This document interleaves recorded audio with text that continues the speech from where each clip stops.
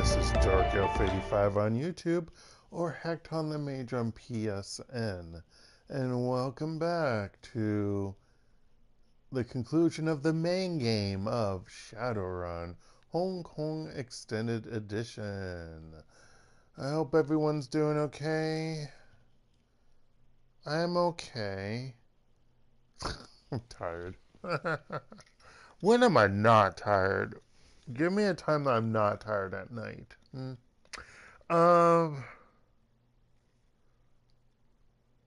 Well, if I'm on vacation. I guess I'm not that tired at night. Well, it depends. Anywho, so I did buy new routers yesterday when I was at the grocery or at the grocery supermarket mart place, whatever.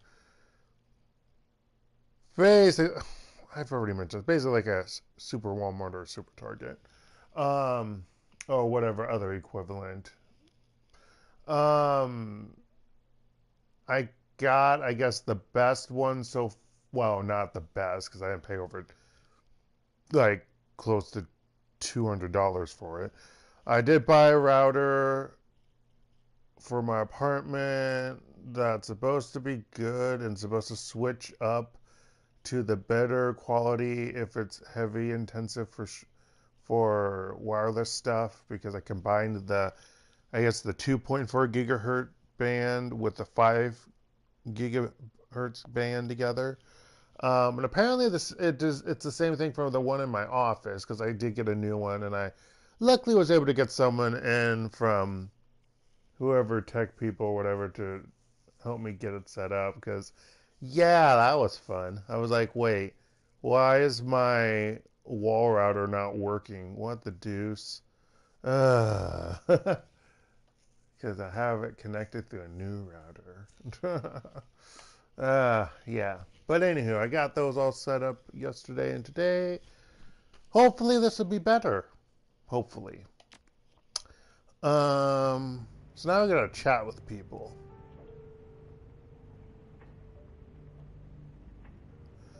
Reactor eyes you impassively. He wears an easy smile, but his eyes are as cold and unfeeling as Kochi's sensors. Well, my friend, quite an evening.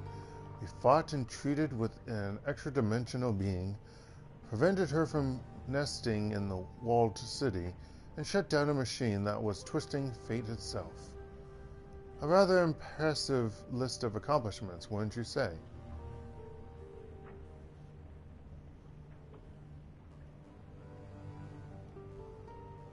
I'll take it. His teeth gleam white. Yes, my friend. Yes, of course you will.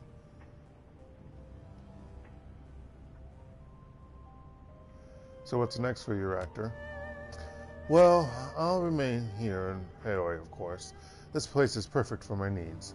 I can easily acquire any materials that I might need, and with your help, I have acquired a certain level of proficiency at evading the police. This will be the testbed for future. This will be the testbed for future. I guess, yeah, that is off. That's why I'm like tripping up.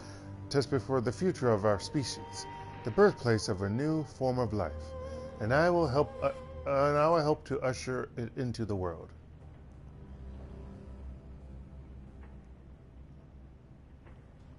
I might just help you out with that if I'm still around.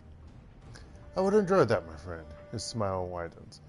And what do you think the likelihood of that is? Do you intend to stand beside me when the time comes? Yeah, actor over here. Maybe, you never know. I won't try to stop you, that's as far as I'm going. That depends on exactly what you're planning to do. Yeah, actor, I'll be there. Why not? Good, very good. He nods, his pearl-white smile glinting in the dim light. Be well, my friend, and rest while you can. There's more looming on the horizon than you could possibly dream of. He expected an extended edition of this game? Whoa, Raptor! No, I'm kidding. I'm kidding. Anywho.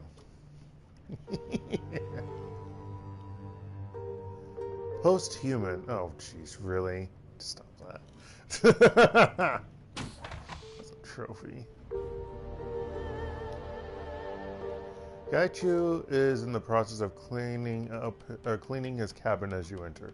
Using a small hand broom, he sweeps dust and debris about into small piles. Sensing your arrival, however, he pauses. Lore, it is not every day that one can say they fought an ancient god and won. The ghoul folds his arms across his chest as a thin smile graces his lips. It is an unbelievable story. I have a hard time believing it myself. It all seems like a dream. I wish we'd had a chance to take care of Josephine Tsang, too. I'd hate to live in a world where that kind of thing is a mundane occurrence. The middle one. Gaichu cocks his head. Do you suppose that would have made a difference in the long run? So long as there are... Why is R there twice? So long as there are humans, there will be the powerful and those they exploit. I'm certain that Josephine's death would please you on a personal level, but someone else would simply fill the void she left. I mean, he is right. Humans are horrible people. I don't care about that. I just know she needs to get... Yeah, you're right. I just figured that woman is owed some payback. Maybe you're right. Things we accomplished in the Walled City with Qian Ya. These are the important things that people will remember. They will never know who saved them, why, or where they disappeared to. But they will remember what we did long after Josephine Tsang's name is a forgotten gasp in a rotting book. There is a poetic beauty in that, I think. Gaichu looks slowly around the room, sightless eyes focusing on nothing in particular.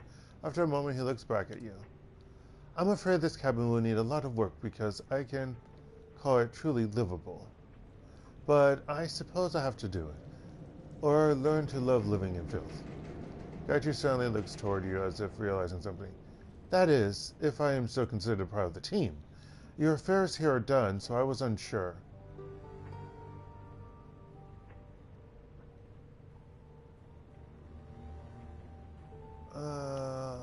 I'll let you know when we've got more work. Excellent. Then I think I will get to cleaning, and if you need me for anything, well, you know where to find me. What's his moniker? Oh, wait, he doesn't get a trophy? Huh, interesting. I don't know why they have the trophy for...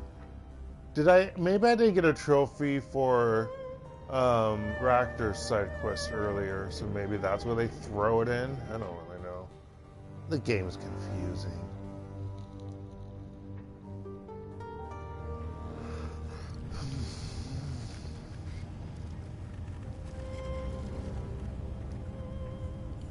Isabel looks up at you, a troubled expression on her face. If she's found any peace from your victory in the Walled City, she isn't showing it. Well, we did it. Qian Ya is gone, and we never have to set foot in the Walled City again. She tries on a smile, but it falls away a moment later. I guess I don't need these memories anymore. Don't you? They're part of you, after all. You haven't needed them since we got back, so why haven't you deleted them yet? You're right, you don't, so go ahead and delete them. All they're doing now is hurting you. I'll do the middle one. I don't know. I want to wow. I want to, but something's holding me back. It doesn't feel right somehow, and I don't know why. So the second one's probably like, get rid of him! You were just fine before you had these memories restored. You've been suffering ever since. Just get rid of them. You'll be happier that way. Look, yes, if you delete those memories, you'll be doing to yourself what Josephine's song was trying to do to Raymond. Oh, let's guilt trip her. I'm horrible, but in a way, it is true. So she says nothing, just stares. A moment later, she nods. Also, good or bad, memories are memories. I mean, yeah, it's shitty. Bad memories are shitty, but, you know, it's what defines you as a person. It's what makes you human. Oh, there she nods. Yeah, that's what I'd be doing. Changing my past through omission and rewriting my present by doing it. I think that it's a form of self-mutilation, kinda. It makes me feel uneasy. But ultimately, your memories, Isabel. Do what you want with them. You have no one to answer but to about yourself.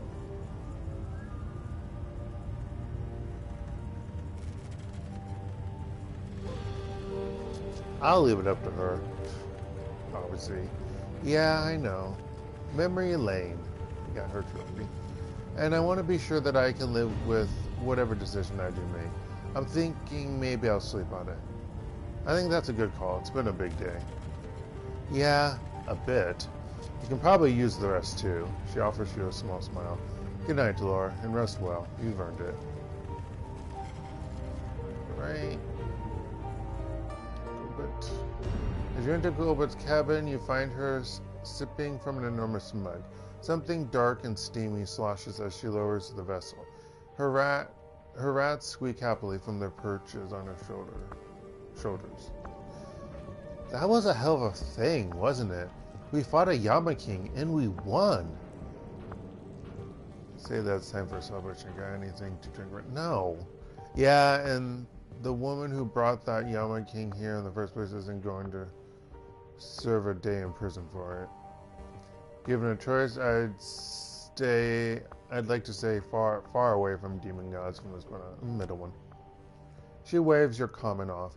Getting worked up about that is like being angry with gravity. Doesn't matter how pissed off it makes you, it isn't going to change. Corporate CEOs will always get away with murder, Seattle. It's an unwritten law of the universe. I mean, yeah, I know, but it still irks someone. And as long as you, in my opinion, as long as you have that feeling that it is wrong and irksome, you know that you're caring. I don't know. That's fine. Ideally. That's a law of the universe that I tend to break. I know that as well as anyone. It just sucks as all. I would like to say that, but I don't think Laura's the type of character that would say that, so the bottom one. Yeah, it does, but it isn't our power to change it. Let the big fish... What? Let the big fish duke it out with each other. It's time for the little fish to sleep. That's us, by the way. We're little fish in this analogy. Guppies, maybe, or minnows. You get the drift. She yawns, stretches, Madness and Folly chirp in agreement. Anyway, it's been a long day and I'm beat. Frankly, I'm amazed that you're still standing. I'll see you tomorrow, though, right? I mean, you're not going anywhere. It's phrased as a statement, firm and final.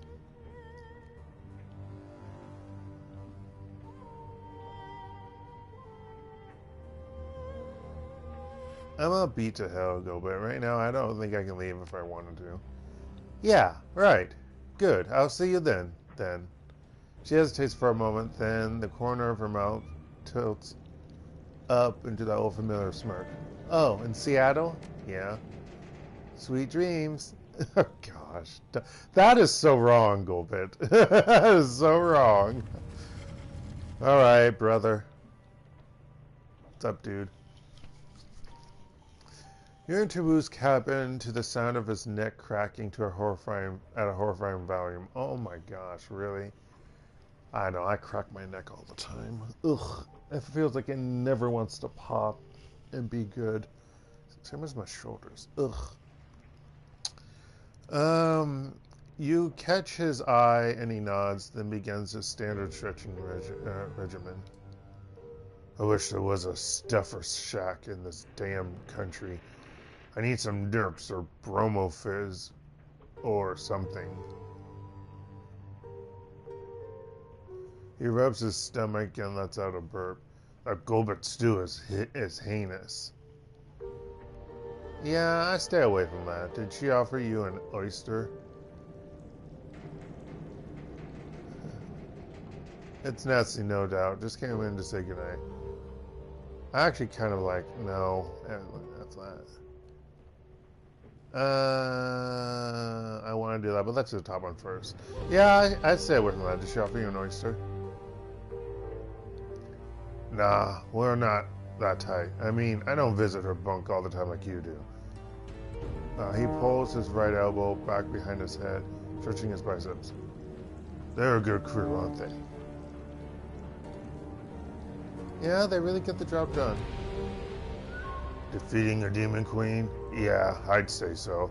Wu switches elbows, exhales slowly as he pulls. Long goddamn day. Feels good to stretch.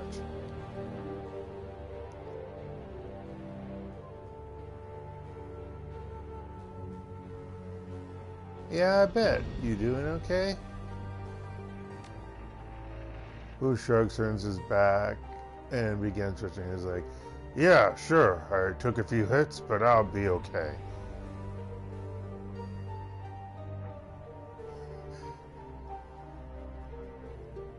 Come on, Wu. Raymond's dead. We have to acknowledge it. Wu spins his torso around, glares at you red-eyed. He's not dead, Insu. Didn't you hear her? She's gonna feast on him, torture him. He's worse than dead. Way, way worse. He left us, and now he's gonna be tortured for 1,000 years or some such shit.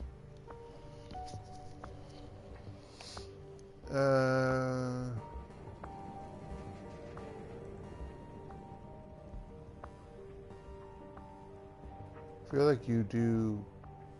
I feel like you do. Wait, what? I haven't paid for his mistakes. A question about. So that's what this is about. That he left. Raymond was tortured since the day we met him. Remember when you realized that he'd been carrying this around the whole time?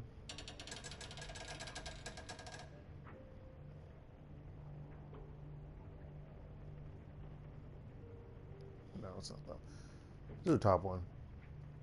Yeah, I remember. Wu flops down on his bed. I guess he started paying years ago, before we ever knew him. Now he's still paying. Maybe even after we're in the ground, he'll still be paying. I was wrong about Raymond, Insu. Really wrong. He looks up at you again, his face drained of anger, drained of frustration. Ray was no coward. I could never have done what he did. Not in a million years. I don't know how I'll ever be able to forget that. How I'll ever be able to move on. And make sure my voice sounds proper, because it's not. Because I'm tired. God freaking thing. Gosh darn it. Ah! You suck it up. Life's a shit sandwich, son. And the more bread you have, the less shit you have to eat. No, that's a dumb comment. You just put one foot in front of the other. Eventually, you'll be moving on.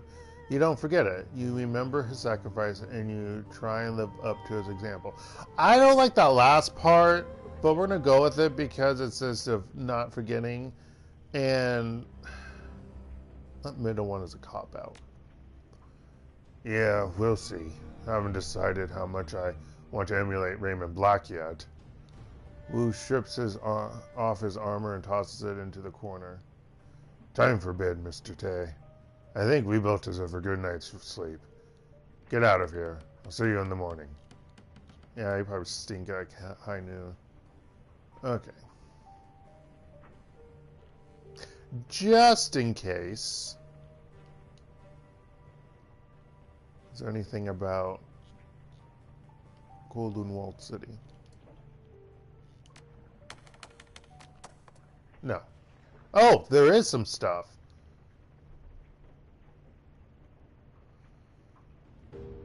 Thread, Stormwake. Breaking news report attached. In Usagi's wake comes relief and rebuilding. Today, Hong Kongers began to assess the damage of Typhoon Usagi. We already know that we were lucky. Heavy rains from the storm's periphery caused minor flooding throughout Hong Kong, mostly due to the clogging or overwhelming of the runoff control system. This morning, an aerial survey of the mountains has counted at least 100 new active landslides. The Victoria Harbour pump arrays successfully maintained harbor level near normal, despite very heavy rain runoff. At peak pump operation, the Energy Authority instituted mandatory blackouts in 60% of the zone, presenting the most severe test of the pump system in years. Almost no wind damage was reported thanks to moderate winds. 7 corporate citizen fatalities have been reported. Sorry, there's announcements going on outside now. From the hallway. Relief operations are underway to assess impact to the unregistered population. Total unregistered deaths are forecast to be less than 10,000. The Wuxing Environmental Office has issued a citizen advisory warning and all ordinary persons to avoid contact with storm-driven mud due to high levels of toxic runoff. The Executive Council has expressed gratitude that Usagi has proven a minor event for most of Hong Kong. Ah, itching my eyeball. It's more the eyelid, but you know. However, the Security Subcommittee already reports several hundred cases of vandalism, looting, and incursion. We go to Captain Crate. We go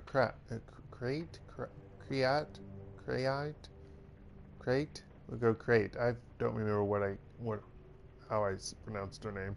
Special Duties Unit, who has just received a unanimous promotion for her valiant work to protect Hong Kong's unregistered citizens during the storm. Really? Unfortunately, Hong Kongers know well the pattern of anarchist and criminal elements using natural disasters as an opportunity for exploitation. Joint corporate and HKPF special duties teams today are fanning out through Hong Kong to bring these criminals to justice. I'm pleased to announce that the Security Commissioner has vowed to swiftly punish crimes which occurred during Usagi's passage. Any such crimes will be prosecuted as infractions of both zone security and of human rights. Cases will be tried before a special tribunal. Beyond the free enterprise zone, extreme winds and major flooding are reported along the section of coast where Usagi's center crossed ashore. States of emergency have been declared in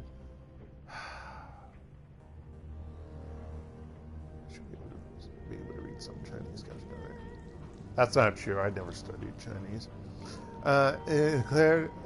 Been declared in Guanghaizhen, the Shinshaozhen, Pingshaozhen, Shaozhen megaplex, and numerous coastal communities. There are unconfirmed reports of major casualty incident. Dark. There are unconfirmed reports of a major casualty incident on the inclusive island of Shengchuan Dao. Click on our PDA notifier for breaking news updates on this story, including exclusive casualty footage. Why exclusive? That makes no sense. Brutal. That's a lot hiding between the lines. Or there's a lot hiding between the lines. Yeah. I'd expect White Prism to be posting on this. White Prism and Amonita are currently whereabouts unknown. Uh-oh. They vanished? They're dead? I don't know. Get used to it. Over the next couple of days, we're going to find out a lot of people are missing. Holy hell. No, not holy hell. Typhoon season. Welcome to the call. Yeah, it's chlorine gas spill in the WC. Check this headline.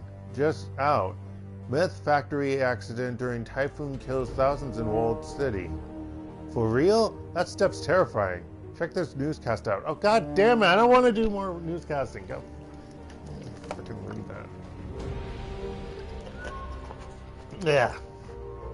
An accident at an illegal crystal methamphetamine factory. I'm shocked I said that properly. That word. Factory in the Walled City slums sickened or killed thousands of people during the passage of Typhoon Usagi. Yeah, and even workers from Tsang company, mechanical company. Yeah, that makes perfect sense. Anyway, the incident created a mass panic in the tightly confined labyrinth of buildings. The release is presumed to be related to typhoon damage. The hydrogen chloride gas was released from an industrial-scale super lab, which was being operated by the so-called Yellow Lotus organized crime syndicate. The gas combines with moisture to produce hydrochloric acid, chemically burning the respiratory systems of those who breathe it. Death is typically by asphyxiation. A civil response team from Tsang Mechanical Services responded to the event, destroying the factory and providing medical treatment to survivors. Yeah. Tsang has not released an official estimate of casualties. Tsang CEO and well-known philanthropist Josephine Tsang personally spoke at a press conference. As long as we allow socioeconomic conditions to persist that trap millions of people in poverty, these events will continue to occur. The desperate choose paths of social and environmental crime because they have little practical choice. It is our duty as Hong Kongers to ultimately forge a better future for all of our residents. We are extraordinarily lucky that this incident turned out as well as it did. First on our analysis panel, we go to our economic analyst, Jonathan Cho. Dr. Cho is trapped at home by storm damage and joins us by audio only. Dr. Cho, are you there? And are you and your family all right? Yes, thank you. We are all fine. Although, let me tell you, my gardeners will have their work cut out for them. Wow. Wow. Wow. Wow. It's not even funny. Dr. Cho, getting down to business. What's your assessment of this announcement by Ms. Tsang? This is typical Josephine Tsang antics. She's spending resources and risking the lives of a response team, trying to help the very people who shelter and patronize this kind of drug production. Patronize, not patronize. Sorry, wrong word. Or wrong pronunciation. Wrong meaning. This week, it's a methamphetamine lab. Next week, it will be a BTL factory solvent spill. The week after that, the more riots. When do we say enough is enough? Mrs. Tsang should be exercising her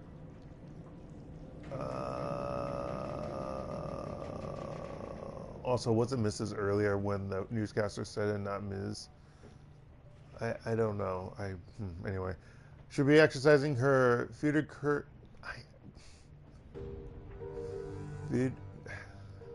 Dark doesn't know this word. Exercising her fiduciary. I'm going to say that. Mrs. Song should be exercising her fiduciary responsibility to her shareholders, not hand-wringing over people who won't help themselves. An annoying pundit.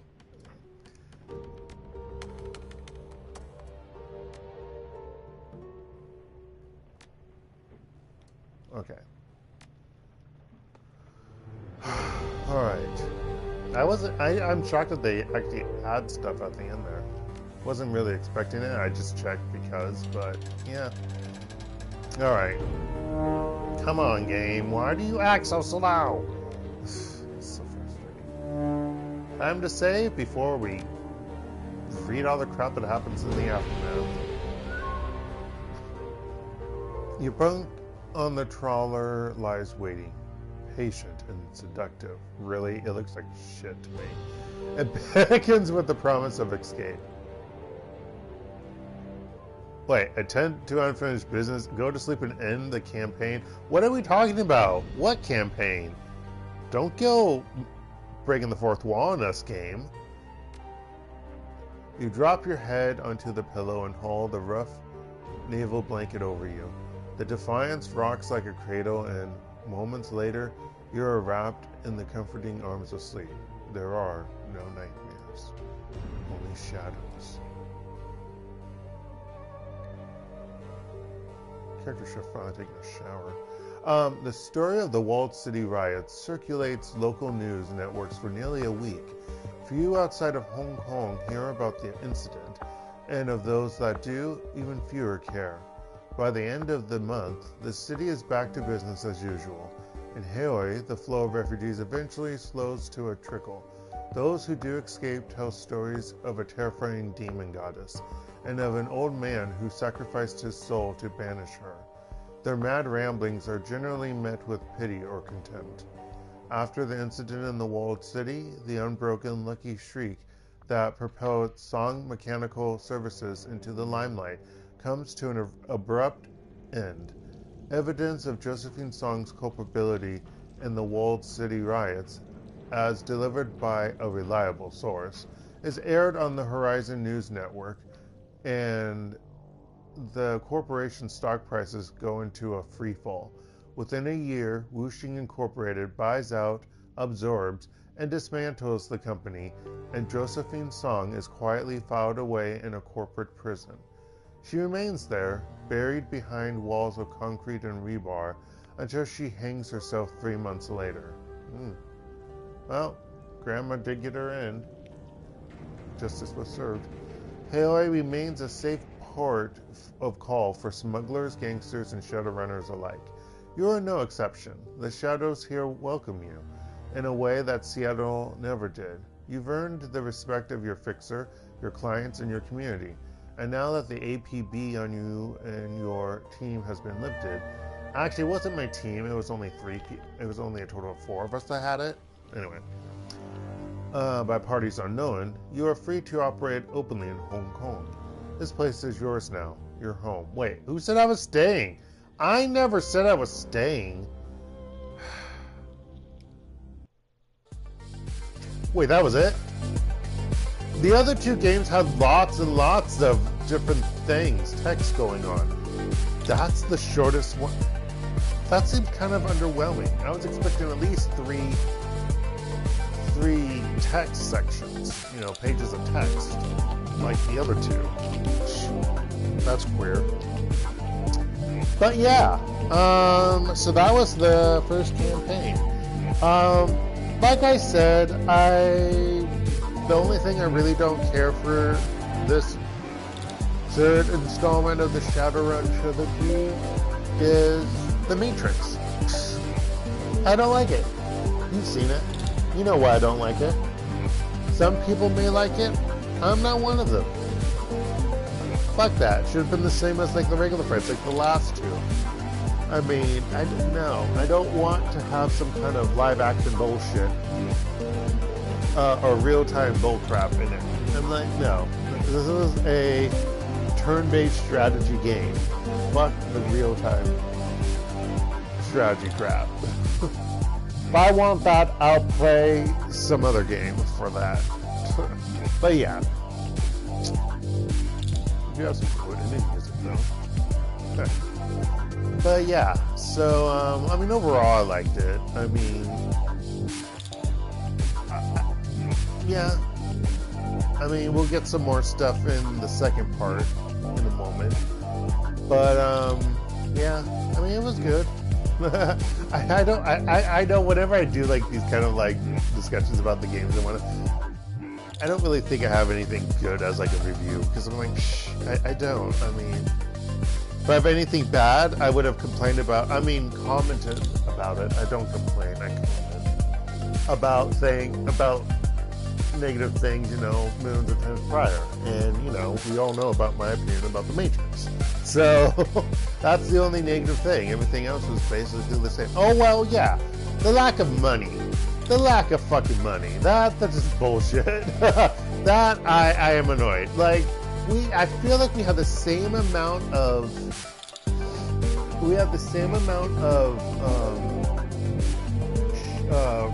runs, but like I feel like I have a lack of money, and I don't understand. It was just weird. Like I did the same abilities that I did the previous times. Do I really need to learn how to throw a freaking blade? No, that was a waste of stuff as well for my character, but you know, why not have something extra?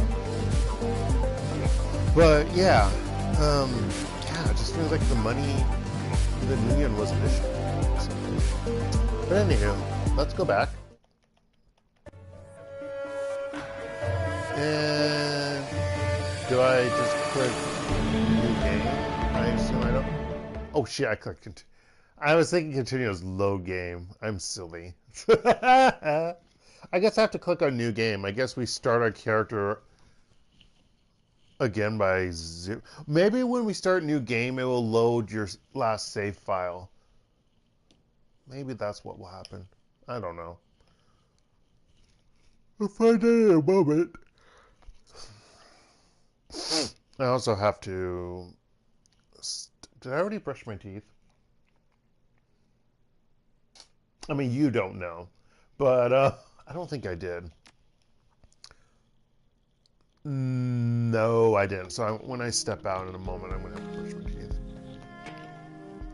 Excuse me. Yeah, I didn't brush my teeth. I'm tasting my dessert that I had. Chocolate chip mint ice cream.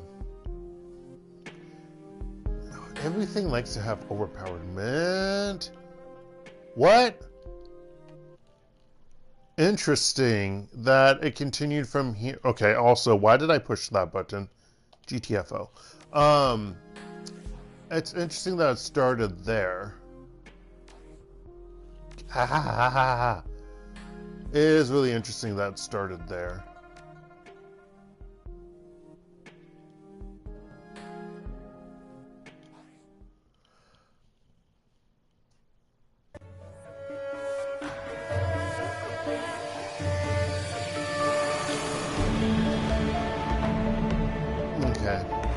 But yeah.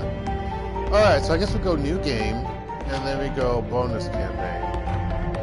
Shadows of Hope. Requires import of a final save game from the main campaign, okay? Set in the weeks following the events of the main game.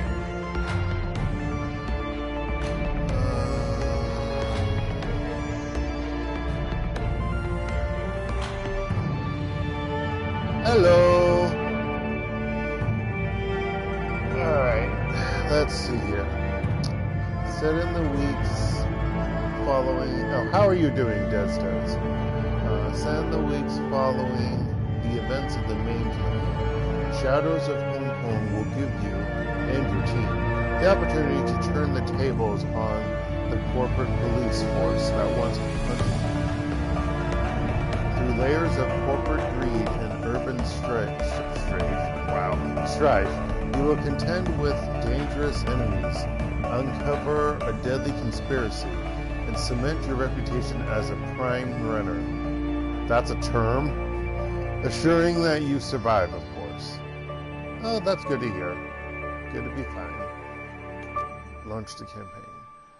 Your current global difficulty setting is normal.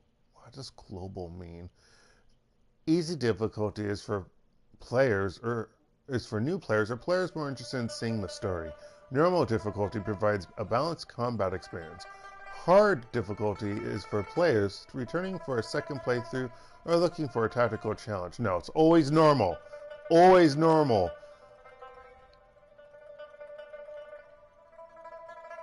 Okay. So they have stuff that's here from the import and say. You prevented Gaichu's death at the hands of the 1 elders and invited him to join your team. You invited Raptor to join your team of Shadowrunners. You chose to aid Gaichu in his fight against his old team, but did not let him... Wait, what? But did not let him turn Ishida into a ghoul. No, I let him turn him into a ghoul. Game. He turned Ishida into a ghoul. I didn't tell him not to. I didn't stop him. What is with it? Why? This is wrong. I have evidence. There's a stream that proves this. Why is the game lying? Okay. You helped Gulpa defeat the Rat King, saving Cadmus and the others who took the ship. Okay, at least they didn't say I blew up the ship. You defeated Qian Ya, although Raymond sacrificed himself to banish her permanently. So I wonder if there's a way to prevent that. He turned Ishida into a ghoul. We heard Ishida yelling in pain because he was a freaking... actually, no, that was the slicing part, but yeah, it was a ghoul. You accompanied Isabel to DEFCON 2056. You've spoken with Raptor at length and earned his trust. You recovered Raptor's drone, self-repair technology, and implemented it. Okay, everything is true, but that one about Gaichu, it really irks me. But, okay, fine, we're going to select it. Do we get an opening cutscene? We don't. Unfortunately, I need to step for a moment because I need to brush my teeth and go use the restroom, so I'll be right back.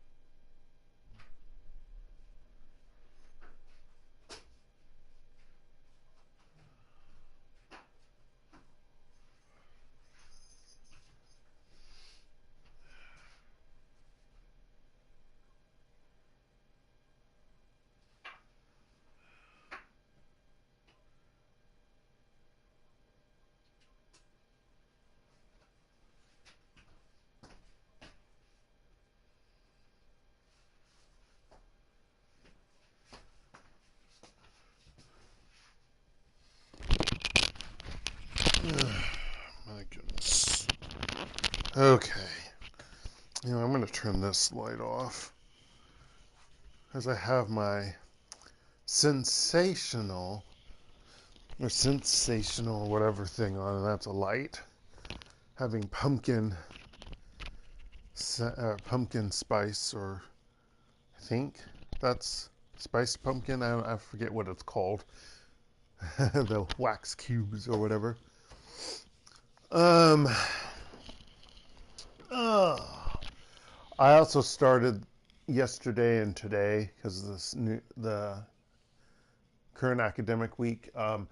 Started talking to my students about final term projects. I give them a month basically.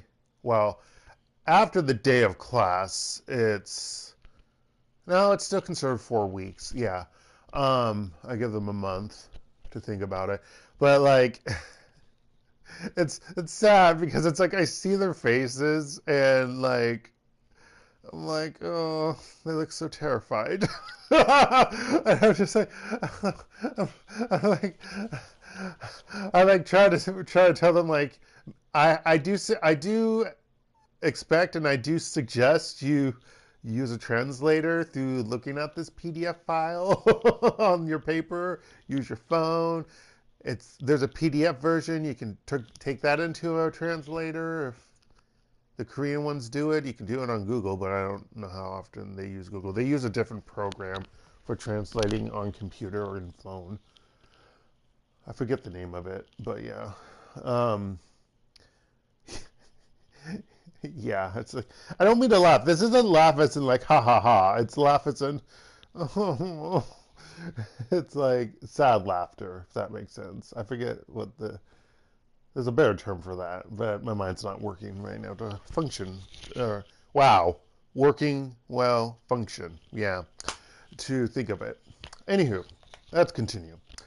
Rude awakening. Something is wrong.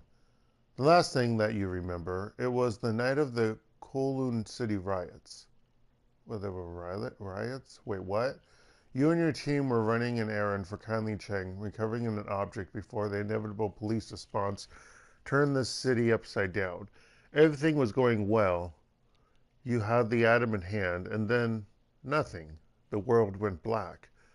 A sudden explosion of pain behind your eyes jolts you back to the present. A nightmarish succession of dream images flicker through your consciousness like a strobe light. A man with a pockmarked face. Slim fingers playing over the surface of your brain, leaving a slug's trail of agony in their wake. A second figure whose face you couldn't see, digging with relish through the scraps of memory that your tormentor left behind. It was a rough night, and now as your eyes snap open and adjust to the light, you find yourself in a reality that is little more comforting. Okay. Interesting setup. Oh god, I'm in prison again? Oh fuck. A single bulb hangs from a corrugated steel roof. The dim light that it casts is barely enough to illuminate the table in front of you.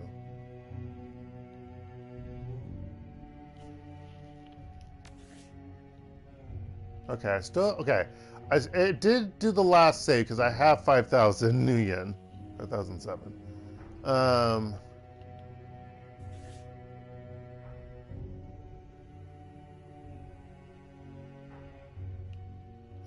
Okay. Your head throbs in time with your heartbeat, and each pulse gives rise to a low, grinding, stomach-churning discomfort. Heavy weights on your wrists tell you that you've been handcuffed. Try to clear your head. Yeah. Sorry, my life. Prison. You squeeze your eyes shut and count to 10. The pain in your head slowly dissipates. I just want to add an extra syllable. And your vision gradually swims back into focus. There's a rag on your lap. An old dishcloth, matted with congealed blood. The dull ache that radiates from the bridge of your nose up and into your sinuses tells you where it came from. Wait, what? Oh, maybe the blood, or the congealed blood on the old dishcloth again. Try to remember how you got here. Slowly, delicately, you begin to search your memories, picking at the soft spots in your consciousness like day-old scabs. You get another burst of tooth-grinding agony for your troubles. Eventually, the pain begins to subside and dim memories seem to dim memories seep to the fore. You remember that distant reek of tear gas. You were on a job, an errand for kindly Tsang. She wanted you to retrieve something, a stone of some kind. You remember gunfire in the streets, the sound of distant screams, the dizzying blur of asphalt rushing toward your face as you fell, and then nothing, a blank. Concentrate. You screw your eyes shut and try to force the memories to the surface. A searing jolt of pain is your reward. I feel like someone tried to erase my memories. Excuse me, or block them. With the pain comes a dream image branded into your memory with crystal clarity. The first of your tormentors, the man with the pock-marked face. Still handsome. For a few torturous seconds, the image swims through your head, wriggling like an eel. Then, as suddenly as it came, the pain dissipates, facing away. I don't know why I want to say dissipates. That's how I want to pronounce that. Dissipates. And that's not correct. Dissipates. Fading away until it's swallowed by the relentless ache that throbs between your temples. In the distance, you can hear the pop hiss of a pneumatic door unlatching and sliding open. An enormous figure steps into the room, and the door slides shut behind him. I'm going to combat? Bullshit. You can just barely make out the silhouette of the troll standing across the table from you. Your other senses work to fill in the blanks. He's got a heavy build. The floor creaks every time he shifts his weight. The rustle of fabric over hard, sharp keratin tells you that he has prominent dermal deposits. He's also wearing way too much cologne.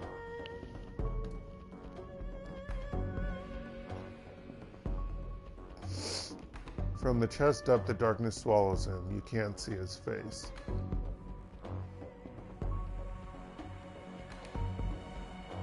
Say nothing. The room remains silent as he busies himself arranging objects on the table in front of him. A notepad, a mug of soy coffee, an old ballpoint pen, an audio recorder. Yeah, I believe this is probably Office of the Police. Finally, he looks up from the objects and focuses on you. Good morning, Mr. Tae. The words roll in his throat like rocks in a tumbler. How are you feeling today? Did you sleep well? Not at the bloody dish rag. Aside from the fact that I spent the night bleeding into a dirty towel, I'm great. How the hell do you know my name? Oh, I slept like a baby. The chair is cozier than it looks.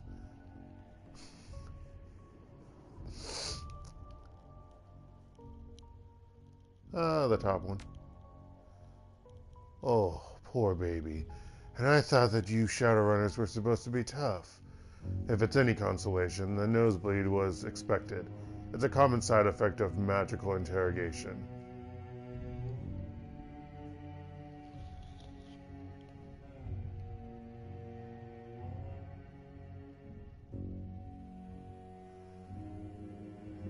An experiment on your brain sounds fun to me.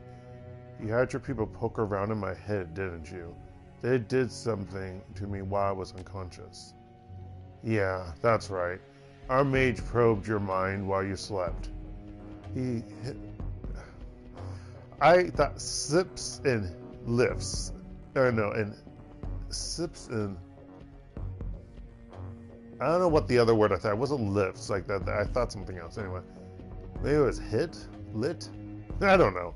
He lifts the mug out of the light and toward his lips. You hear a long, loud slurp as he sucks the steaming fluid down. Don't know the man myself, but I'm going to understand that he's good. Uses a light touch.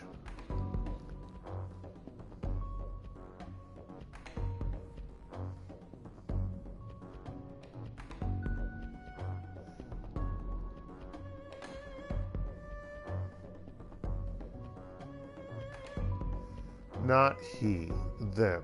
2 of your people went to work on my head last night. He pauses a moment considering, then shrugs. Afraid you're wrong about that.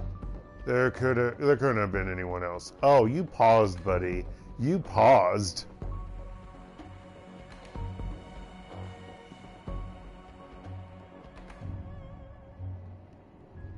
Your pal with the skin condition didn't mess up my nose. It was the other one, the second mage. I couldn't see a face.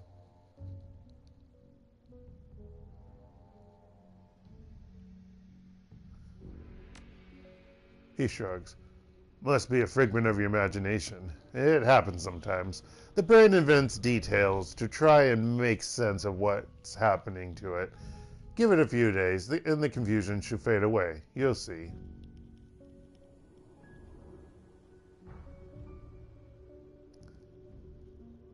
I know what happened in my own head. We don't even have 2 mages on site, Lore. There's no way that you got scanned twice. He shrugs his broad shoulders. But hey, believe what you want. Don't let it distract you, though. We've got work to do. Now, let's get to it, shall we? He shuffles his papers, flips open the notebook. Sorry. Rubbing my eyes. So, stop this sentence. Flips open the notebook and... Nope. Flips open the notebook on the table with the tip of his pen. Run me through what happened last night.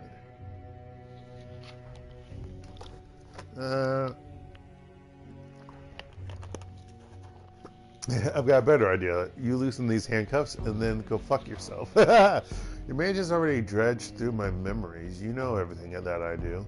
What was the point of the mind probe if you're going to interrogate me anyway? Bottom one. Magic is great to pull facts from a person's memory. It isn't so good at contextualizing them. What we got from you was a jumble of disorganized information. It'd take a lot of guesswork on our part to piece those facts together into a coherent narrative. You cooperate with us, tell us the story as you remember it, and you can spare us some of that work. That'll be good for you in the long run. Long term, same difference. If you lie to me, though, well, just don't. I don't know it. Now, if you please, tell me what happened last night. Just start at the beginning and take me through it until the moment that we picked you up. Do I have a way to remember what happened? Okay. Your team were running an errand, sit upside down, everything was going well, you had an item in your hand, and then nothing.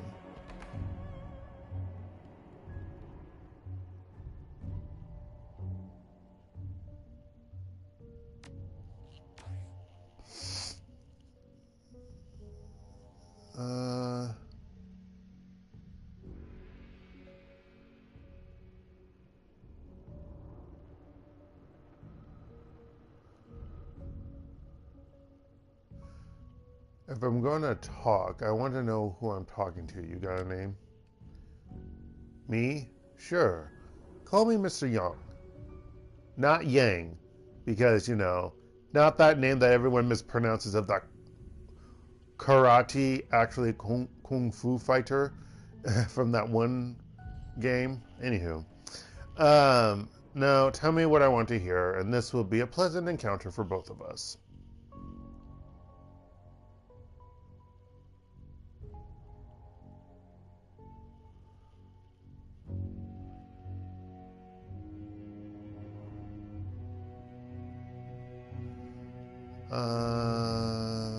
I'll help you if you give me the name of the mage with the pockmarked face. Fair's fair, right? There is a long pause. The guy's name is Wallace Koo, but like I said, I have never met him in person. They only bring him on site when there's astral work that needs doing. If you were thinking of getting payback, you shouldn't get your hopes up. Now, let's begin, shall we? He turns on the audio recorder with an audible click. We already know that your team went to Combat Pongs, the biker bar. That your boss, Tsang, sent you out there to conduct a shakedown of some kind.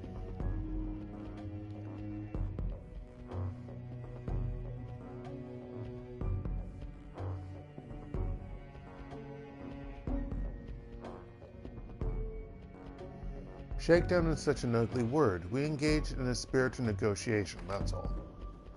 Yeah, sure he did. If there's one thing that Eddie Pong is known for, it's his good-natured willingness to compromise. He glances at the notebook on the table. Says here that the object he'd stolen was a Neolithic artifact, a jade cone, from the Liangshu period, dated back to 3000 BCE. I'm not going to say BC, or thereabouts.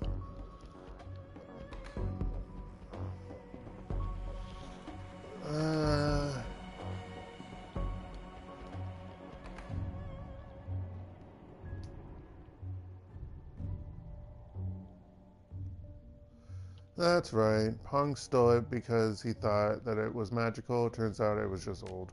Excuse me. Our mage confirmed as much. Oh, we've got your boss's Kong locked up for safekeeping, by the way. It's in good hands with us. Now, we know that you didn't go to Pong's alone. One at a time, could you please list the other members of your team? Seriously, how can you not know that already? Just answer the question, please. He taps the recorder with the tip of his pen. For our records. Gobet.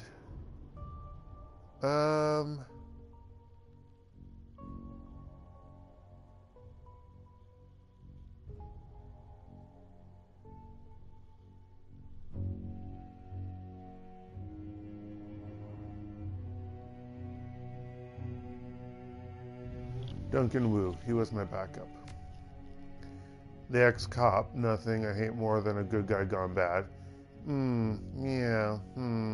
Fuck you. He jots down a note on his pad. Okay, and who else? Gaichu was there to back me up. The ghoul. You know, I can't understand why anyone would willingly associate with a corpse eater. Guess it doesn't bother you, though. Another scribbled note. Alright. Got it. And who was the last member of your team? I see. We're deciding who's going to be on this when they go back to the flashback, probably. Oh,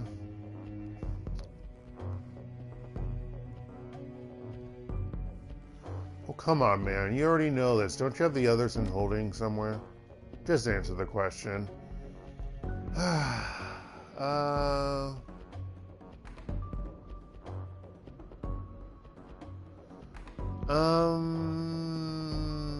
Isabel. As if you didn't know that already. The dwarf, right. Quiet little thing. The pen dances over the pad a final time, then stops. Your interrogator glances up at you. Alright, so Tsang sent the group of you to Combat Pongs to recover very old rock. And she sent you on the eve of one of the bloodiest riots in Kowloon City's history. Funny timing, don't you think? Not at all. We used the riot for cover. With all of the civil unrest in the streets, the cops were bound to be busy. Yeah, maybe. Kelly Cheng has a flair for the dramatic, but for the most part, the riot worked to our favor. Eddie Peng stole from Kylie Cheng. We were being paid to make him regret the decision, riot or no riot. Yeah, maybe I'll do the second one. I don't want to be like too forthcoming.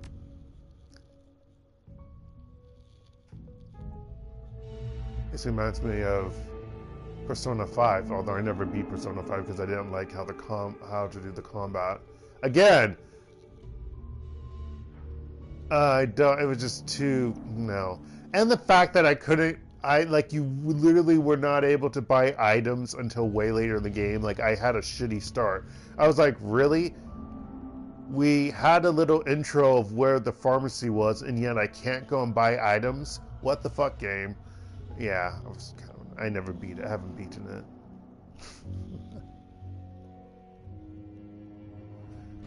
And then they did the update from Atlas, and then Atlas being bought out by Sega, as if Sega's ever going to go back to its former glory because of all the screw-ups that they made. Anywho. Yeah, sorry. The distant sound of urban chaos rang in your ears as you led your team through a series of constricted back alleys. It was hot out, sweltering, and the humidity left your body drenched. A bad night for a riot, but it made for good cover. You'd been making good time since you left Haoi, and Combat Pongs was only a few blocks away. Or is, maybe, since it's supposed to be present. We're getting close. His voice was as gruff as always. Stay alert, people. I've heard stories about the Go gangs that Pong runs. The 808 or the 888s, the Black Sun Boys, the Grinders.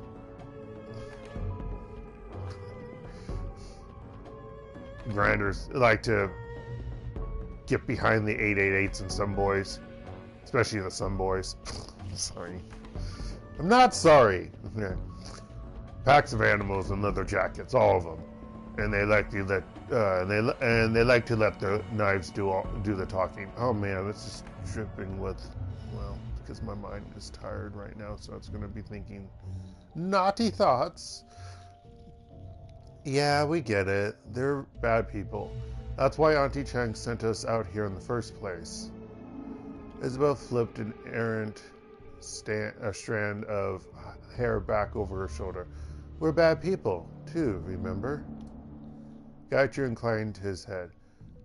We cut down a Yama King, Duncan. Bikers will not be a problem.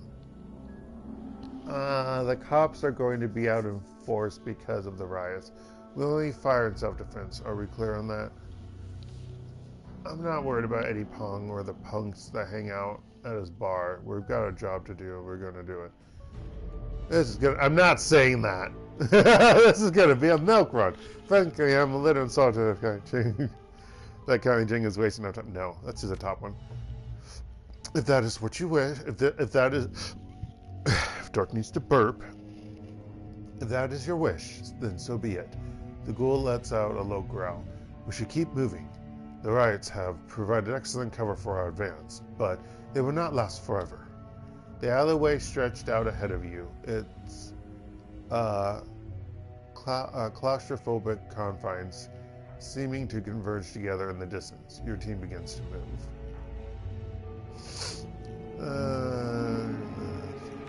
Now, what happens when I save? Oh, it actually has all the other files. That is queer. Okay. Save over. Last one.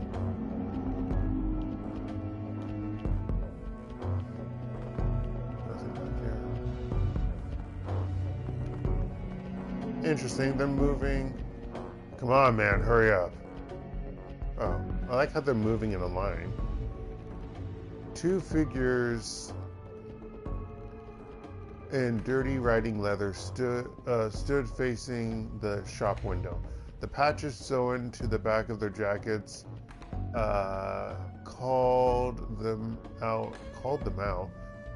out as members of the Black Sun Boys, a small-time outfit, one of a dozen in the neighborhood that all operate under the supervision of Eddie Combat Hong. The window was unbroken, but not from their lack of trying. You could see a half-dozen indentations in the transplant, and as many spent shells casings on the ground. I say transplast.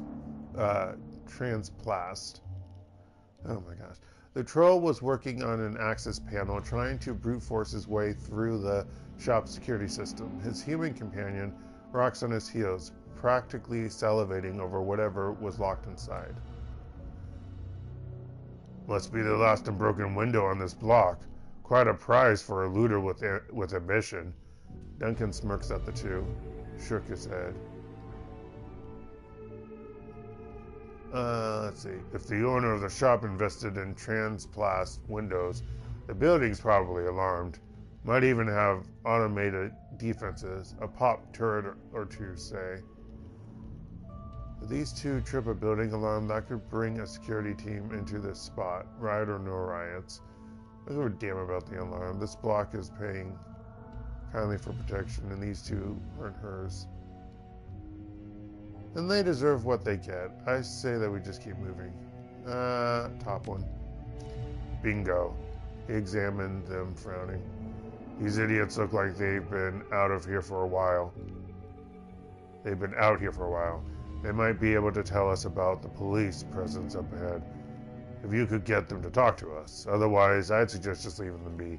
Your call one way or the other. Oh, you don't want to kill them. Perks the gangers. The human ganger turns on his heels, spinning to face you. An exaggerated, frantic, gosh darn it, frenetic motion. He was probably riding a cramp high. He snarled at you through a mouthful of crooked teeth. Why are we doing past tense? Is it because I'm thinking this or I'm speaking this to the officer? I guess. Thrill ganger. Hey, strangers. This is our alley. Black Sun Boys turf. Not a place for tourists. You scoot your narrow asses back off of this block and out of our sight. I'll make you sorry you were ever born. Shut up and do what I tell you, or I'm gonna fold you in half. The entire neighborhood belongs to kindly Tsang, maggot. Show some respect. The human went as white as a sheet, the blood draining from his cheeks. Looked like he recognized the name. We're not afraid of you. I mean, why does your boss even care if we rob the store?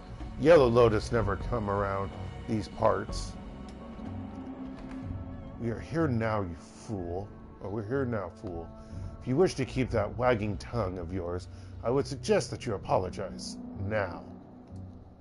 His eyes went wide, and he raises his hands in surrender. Oh shit, a zombie. Okay, I'm sorry. Just tell me how to make this right, okay? The Black Sun Boys don't want no trouble with the Yellow Lotus. Hack, you want some money. Tell me about the cops. You seen any patrols in this area, or are they sticking to their barricades? Oh, they're out there, real trigger happy too. They're doing a whole lot of shooting, and they aren't asking too many questions. You'll find a whole pack of them just around the corner, led by one of those special duties assholes. He nods his head eagerly. There now. We good? If me and Needle Nose keep doing our thing, will you leave us in peace? We don't want any trouble. We don't want trouble with no Shadowrunner.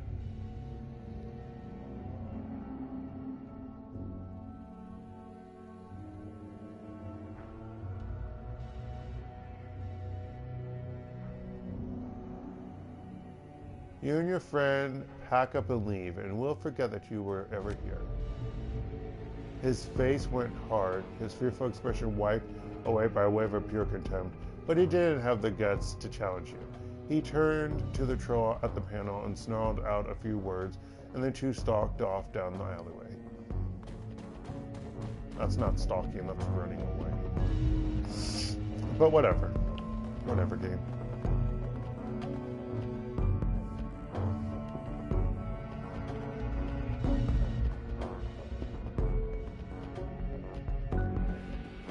The bodies had been reduced to a bloody ruin. Their mouths were frozen open in expressions of silent terror. Your team gathered to examine the remains. These people were shot in the back. I don't see any weapons on them either. Somebody gunned them down while they were trying to run away.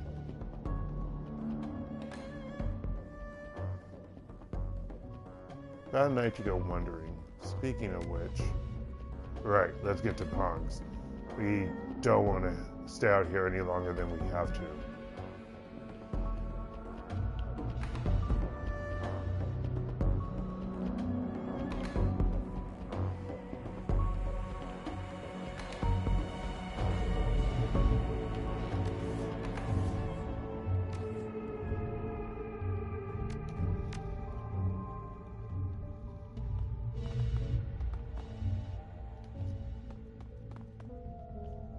Okay, it can't go that way. So...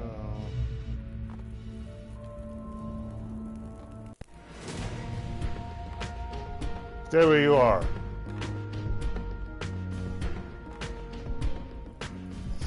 The HKPF patrol stared you down.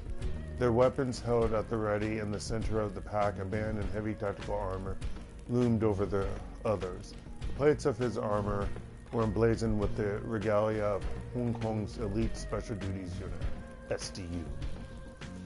One of the cops cupped his hands to his mouth and barked out a command.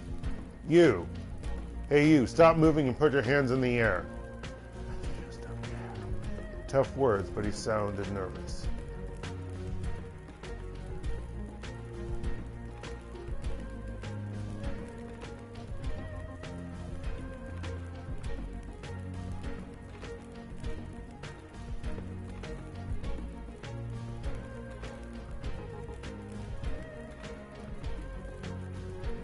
A couple of gangers were trying to rob a storefront around the corner, but I sent them running.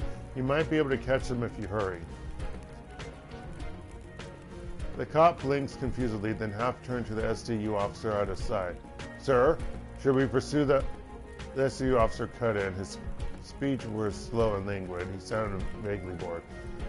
Later, Constable. If there are gangers out there, we'll catch them when we continue our sweep. But look at this man's clothes, his gear. These people are armed criminals, and they're breaking curfew. You have your orders. Promise you don't want to do this. The big man growled into his throat mic, his amplified voice reverberating through the claustrophobic confines of the alleyway. Open fire! Open fire! It's your fault, motherfucker. Yeah.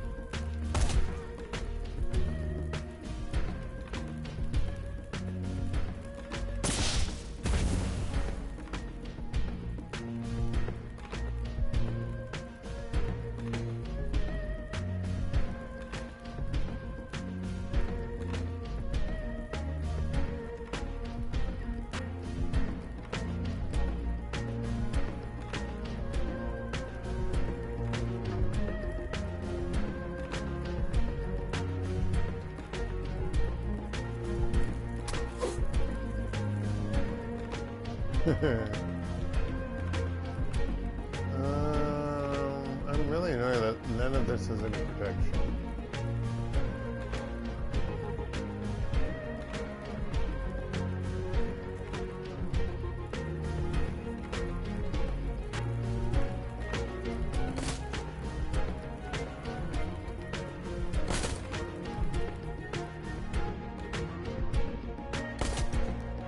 Damn. Come on now.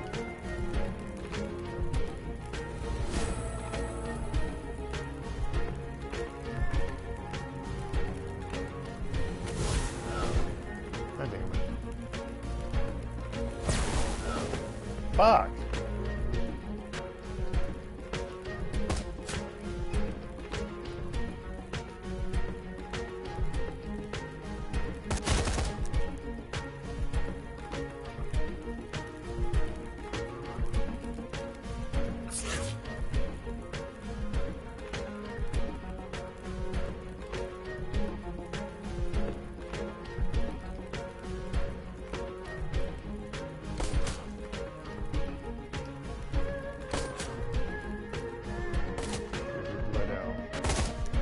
Oh, fuck you.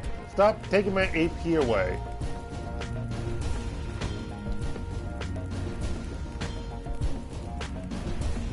Why are we all sped up and moving? This is weird.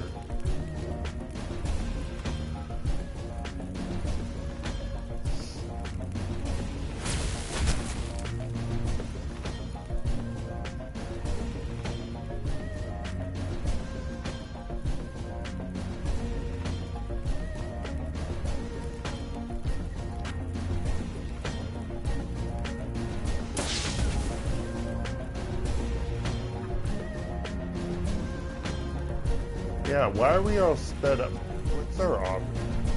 What's the move? Let me look at options for a moment.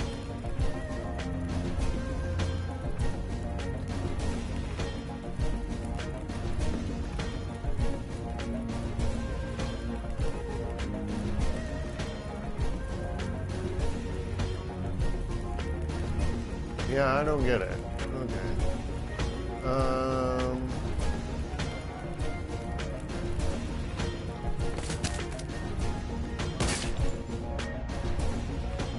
God damn it, I knew it. I knew it, god damn it.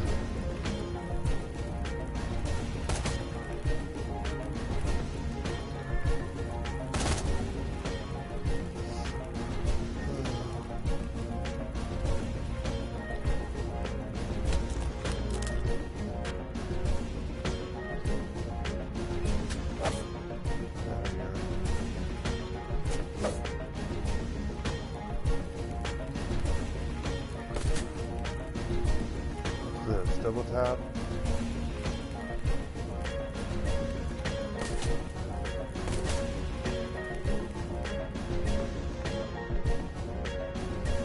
Yeah, I don't know why we're all sped up. It's weird.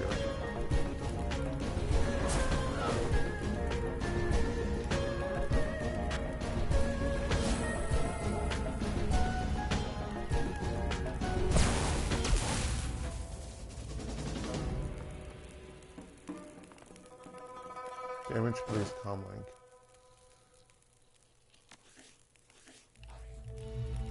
A damaged HKPF issue comlink, not issued, but okay. Well, whatever issue, yeah, that works too. Receiver that you found on the body of an SDU sergeant. Its plastic casing is streaked with blood. I don't know how that happened. Without warning, the cracked and bloody comlink that you pulled off the body of the SDU officer crackled to life. A second later, a cold voice poured through the device's speaker. Constables, this is Crate. It's her, the cop on all the newscasts when the APB on us went live. She set up the ambush that killed Carter and fucked up our lives. I want all units to move into position and sound off. You will then hold action until I say otherwise. We will put this riot down and restore the city to order. This riot is a response to police brutality in Kowloon City lore. Something tells me that Krait's plan to restore order isn't going to be gentle. We don't want to be out here when that call comes in. I'm not concerned if they're stupid enough to attack us. We'll do the same. We'll do to them what we did to the owner of this company. I'll try to keep the distractions to a minimum. Okay, let's keep moving then. We'll try to keep the distractions to a minimum. Good call. Even if we could handle whatever Krait is planning, Kowloon isn't paying us to kill cops. I mean, it's your call, but Pong's bar is right around the corner. I suggest that we just beeline it there.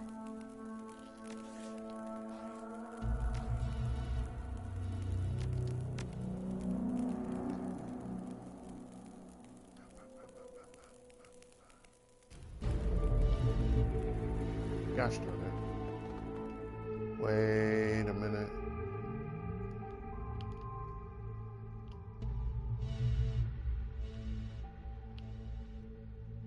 You say beeline it there, but it's like we've got things in our way. This block was harder hit by the riots than others you've been through.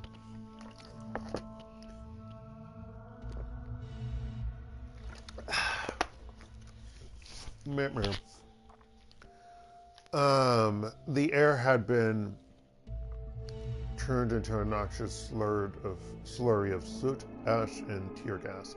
It was stomach-churning beyond foul. Through the haze, you could see a patrol squad of HKPF constables facing off against a man and a woman in shabby winter coats. The man was doubled over coughing, clutching a loaf of bread in one hand and a cheap pocket knife in the other.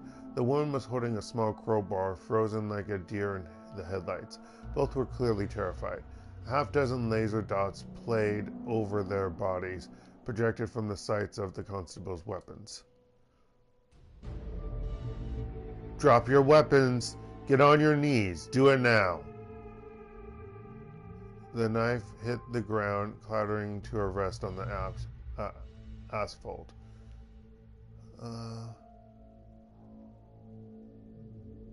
Please, our house burned down in the riots. We just needed water and food.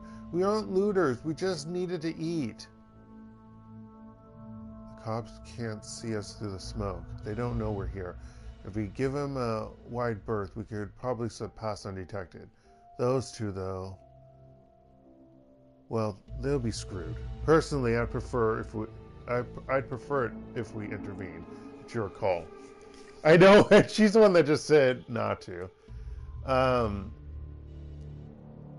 SCU sergeant's voice boomed out over integrated speakers in his tactical armor. Oh, it's a he. Oh, dang it. I tried to guess and it was a woman, but yeah, it's a he. On your knees. This is your last warning. Attack the constables. Leave them alone. From the shadows. The Shadowrunners! Go! Okay. The constables wheeled at the sound of your voice, but you were faster than they were. You caught them flat-footed.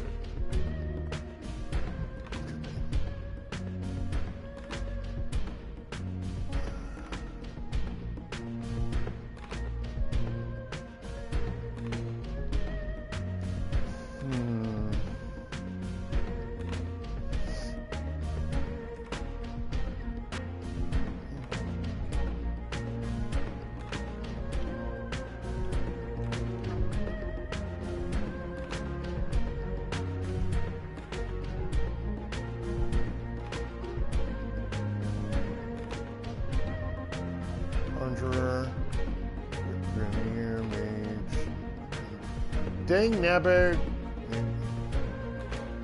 Why are there two of the grenadiers? Okay, I need the conjurer away, but the conjurer is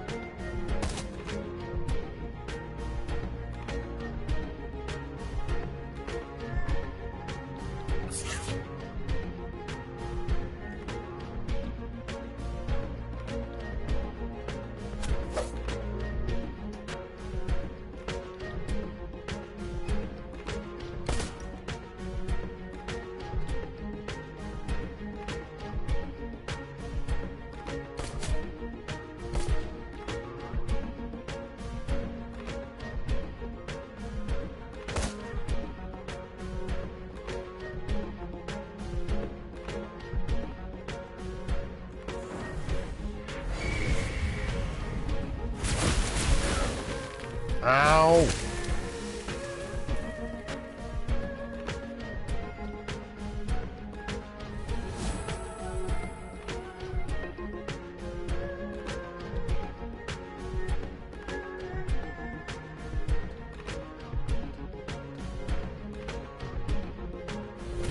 Burn, baby, burn.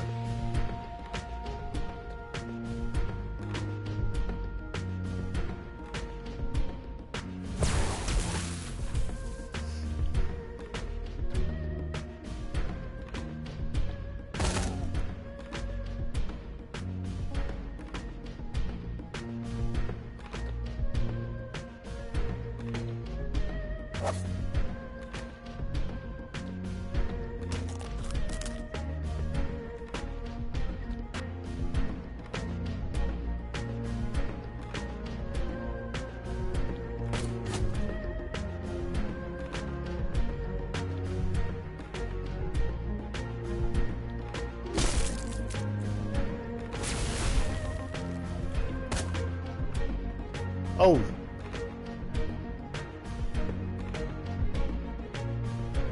Shit. That's good.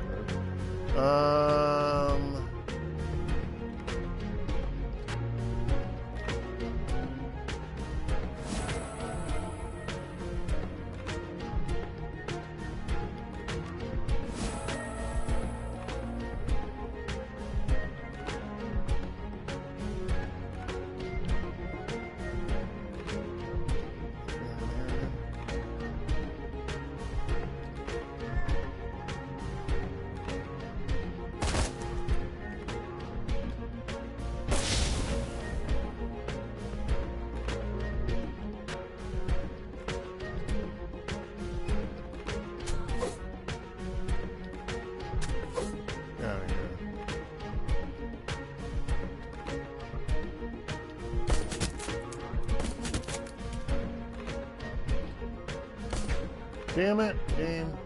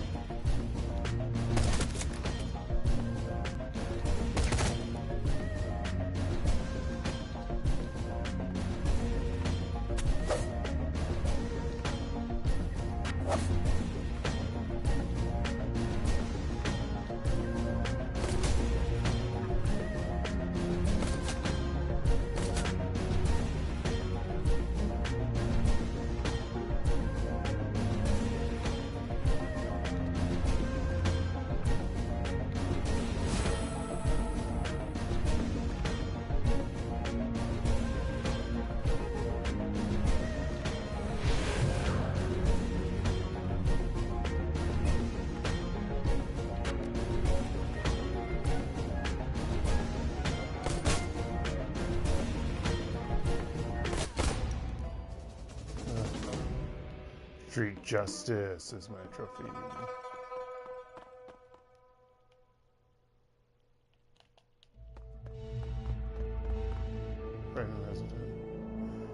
The civilians blink up at you, their faces ashen. The man still hugs his stolen loaf of bread in his bread.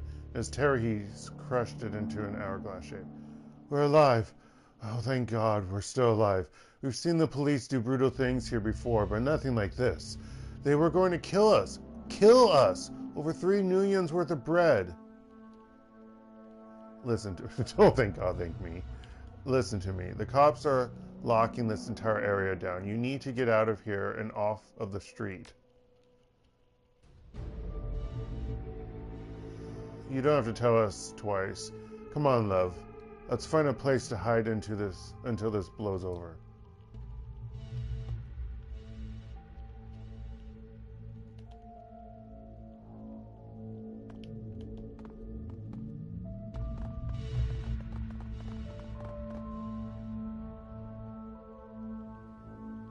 What the fudge is a car being ran? Oh my goodness. I mean, I can understand that happening, but my gosh. No, I didn't save. The police calmly crackle, still advocating. Great. All teams, ready your weapon and prepare for my mark. Do not, I repeat, do not move before you are instructed to. Anyone who fails to obey this command will answer to me. Await my instructions. Crate out. Okay, I don't like that. I don't like that at all.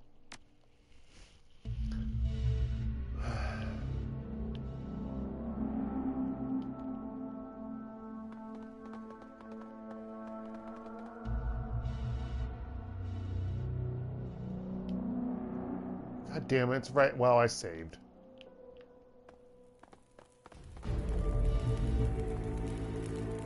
A group of middle-aged people in shabby clothing were gathered in the street, huddled together and collecting their possessions. They were wide-eyed, staring, some obviously in shock. The riots had taken their toll.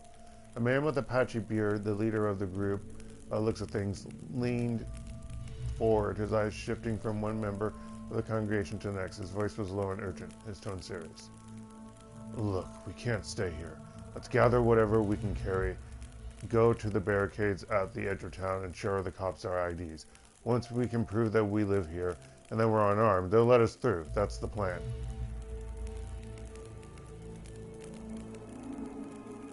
I'm going to go the way I came, toward Hayward. Be safe there. If you leave town, I'd advise you to sneak out. Stick to the back alleys, and whatever you do, don't approach the cops.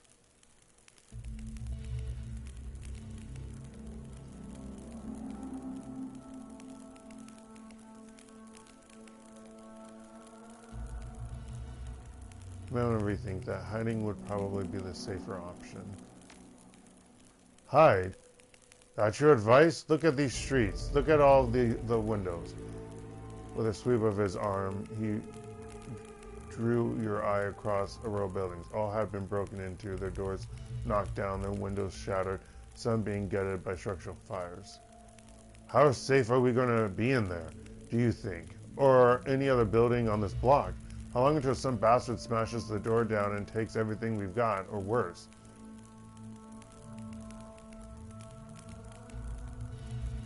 That's a risk, sure, but if you approach those police barricades, you're probably going to regret it.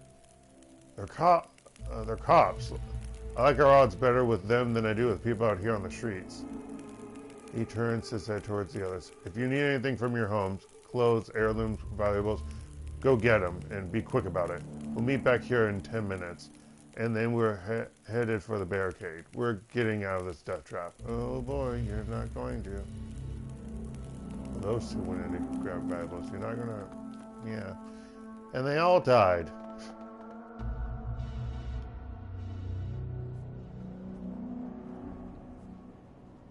A lanky man in a skin-tight vest leered at you as you entered the bar. He looked like a low-level ganger dressed in a black sun boys colors. Skin-tight vest leered. You know, I was joking about the gay stuff, but he stepped out in front of you. He stepped out in front of you to block your progress. Bar is closed on orders of the boss. He pointed out the door that you walked in through. Step on out of here now. Funny, that sounds almost like what I said when I scared off the idiots you had looting stores in the alley. I'm not going anywhere until I've had a word with your boss. Sit down. You got no business telling any Black Sun boys what to do, asshole. His head lowered to the knife at his belt, or his hand lowered to the knife at his belt. Oh my gosh, a knife. Now I'm gonna give you a chance. Get moving or start bleeding.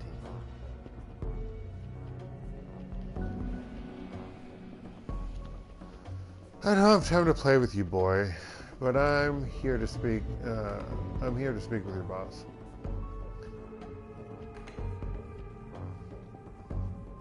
I fought a demon god who won. I fought a demon god and won. That's 11-1. He shook his head, defiance in his eyes. No way. You don't talk to combat punk. You talk to me, and I'm about out of patience with. Shut your mouth and get out and get your boss, or I'll put a hole in you that I could drive a truck through. What? You're out of your league, son. I'm here on behalf of the Yellow Lotus. He took a moment to size you up, really examine you, and the bravado disappeared. Hey, I don't wanna... He looked over his shoulder toward the bar. Boss? Eddie, combat pong. A low voice growled out from beside the bar. Oh, fuck me sideways, Jimmy. Have I gotta do everything myself around here? What do I even keep you around for? Eddie Combat Pong, the owner of Combat Pongs, and the ringleader of a half a dozen Kowloon City go gangs. I don't want to say go-go boys or go-go boy gangs. Go-go gangs. The Black Sun Boys included. He leered at you through a mouthful of gold-capped teeth. I need to quit soon. I'm tired. Sorry, folks. Pong was a living stereotype, the surly dwarf in the flesh. 10 tons of Napoleon complex in a 70-kilo body. There's no such thing as Napoleon complex. That's a horrible mistyped description. Napoleon wasn't short. It's a fact. He was normal height. It's so stupid. Okay, anywho. Alright, you won't listen to my boy. Maybe you'll listen to me. We are closed. And if you want to keep all of your fucking teeth, you'll turn around and go the way you came. We aren't customers, little man. We're here on business.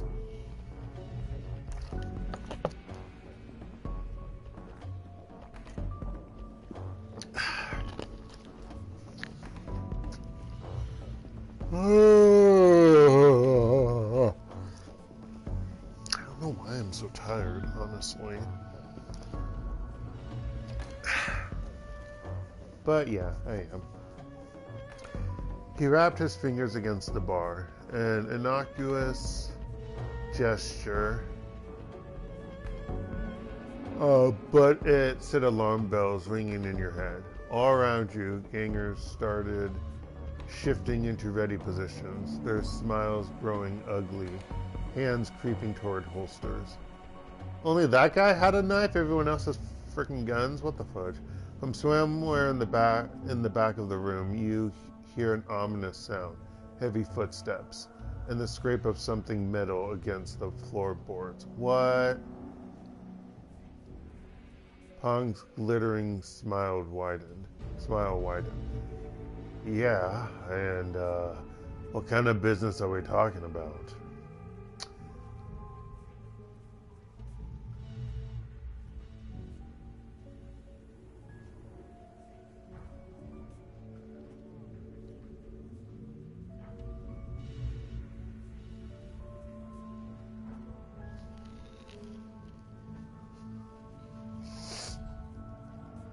You first. Tell me about the Kong you lifted.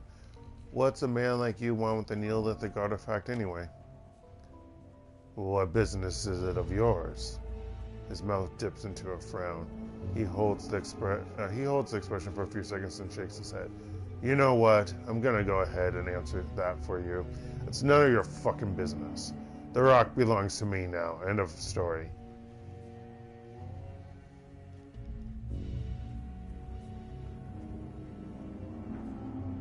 You want to bet? The stone is kindly Tsang's, and you've stolen it. I'm here to get it back. He begins to chuckle, an ugly sound thick with malice. I don't think so, errand boy. You're standing in my home right now. See all these people around you? They're my friends. And they don't take kindly to strangers who come in here trying to throw their weight around. Etiquette gang. Look, man, if we don't bring that rock back to Tsang, you're gonna have a war on your hands. Think you can take on the Yellow Lotus? Etiquette security. The other ways outside are crawling with cops, and they're preparing for something big. You sure you want gunfire in here? If they hear it, they'll have to investigate. I'm gonna go the security route. Yeah, and wouldn't that be terrible? We certainly don't want any trouble with the police. Of course, you'd be dead, so... He spread his hands with a smile. Forgive me. More shifting from the assembled gangers in the bar. Some of them looked angry, ready to start shooting and cutting, but others were clearly concerned. Kindly Chang's name carried a lot of weight in Kowloon City, and everybody knew the Yellow Lotus. The shift wasn't difficult for you to see. Hong could see it too. Tell you what, I'm in a generous mood tonight, and I don't really need the rock for anything. Sounds like Chang's got you in a bind, and you're gonna be in trouble with her if you don't bring it back tonight. So I'll sell it to you. Give me, say, 500 new yen, and I'll have my boys box it up. Charisma 7. I've got a better idea. You give me the rock, and I'll try extra hard to convince Kylie not to burn your bar to the ground. I can't let you take it for free. That set a bad example for the boys. It's mine. You've got to give me something for it. Oh, I'm going to give you something. My help in keeping the Yellow Lotus from murdering your entire family. That goes for everyone in this room, by the way. You're worried about losing face in front of your men. I get that. But you brought this on yourself when you stole from a crime boss.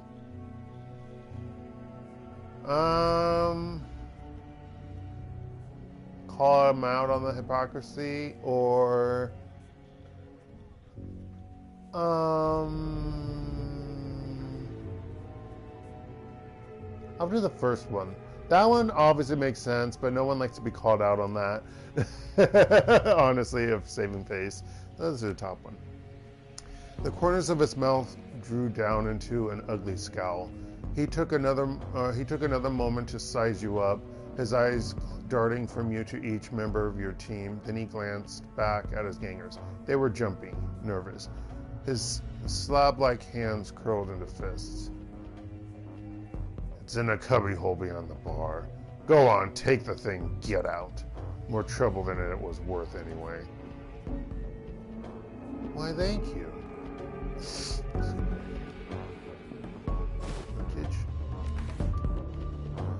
A cylindrical Neolithic artifact of jade and gold. To the right collector, it would be priceless. Out here on the street, it's a paperweight.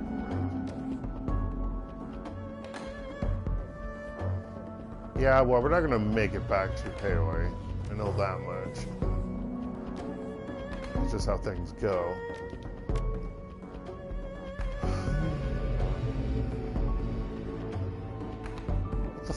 Why is this place so... Wait, why do we see the street out here? What the fuck? Why do we see the street out there?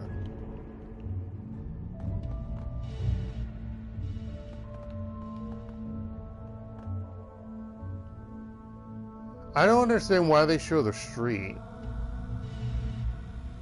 I don't understand, but whatever. So how the fuck are we going to get back? Well, we've got Kylie's rock. All we got to do now is get back home. We better get moved. Something metallic hit the ground at your feet, cutting you short. A canister of some kind. You didn't hear where it came from. God damn. By the time that you could process what was happening, it was too late. The metal tube erupted, spraying out a hissing stream of concentrated vapor. In the distance, you could see a group of figures wearing gas masks. Not riot-controlled cops, not and not SDU, but official looking, wearing red uniforms. They were already moving in, beelining in your direction. Hold your breath. You sealed your lips shut, but the vapor crawled up your nostrils anyway. It was sharp, with a chemical tang that you could taste in the back of your throat. It made your eyes burn and filled you with your mouth with saliva. You stumbled forward, struggling to right yourself. It was a lost cause. The world went black.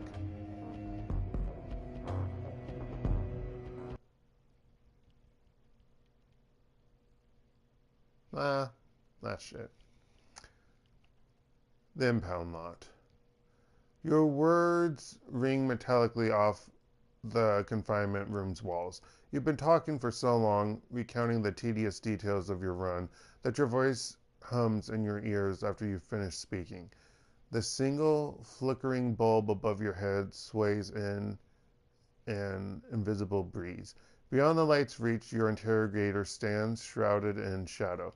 You can't see his eyes, but you can feel them quietly observing you from the safety of his corner.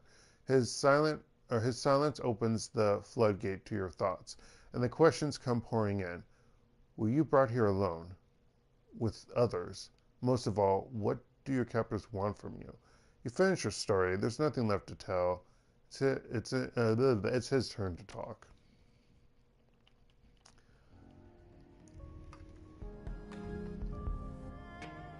The troll lifts his audio recorder from the table and clicks it off. He stands in silence for a moment, looming over you, sizing you up. Then he purses his lips and nods. And that's when we picked you up.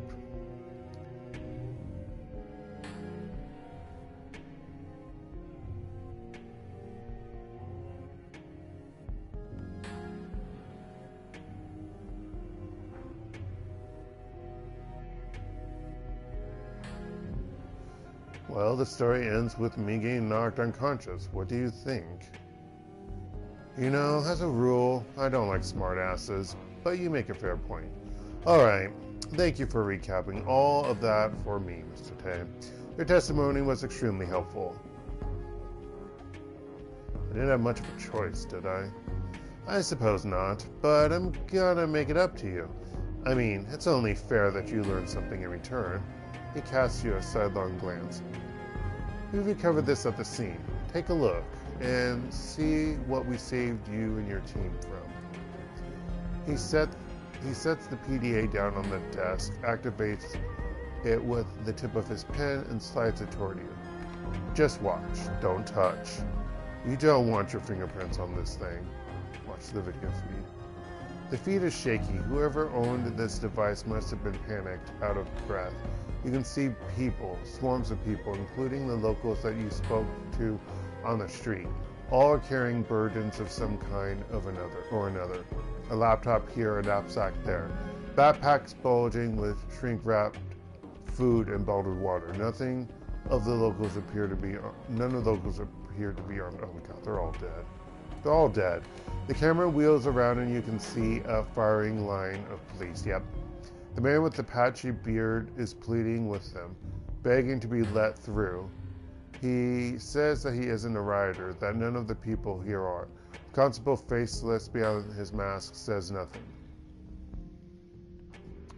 The camera focuses in on a figure behind police lines. Her features are instantly familiar. Chief Inspector Crate.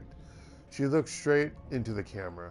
Then she reaches her hand to an earpiece and speaks into her calmly. Her voice is loud and clear enough that you can hear it over the PDA's tinny speakers.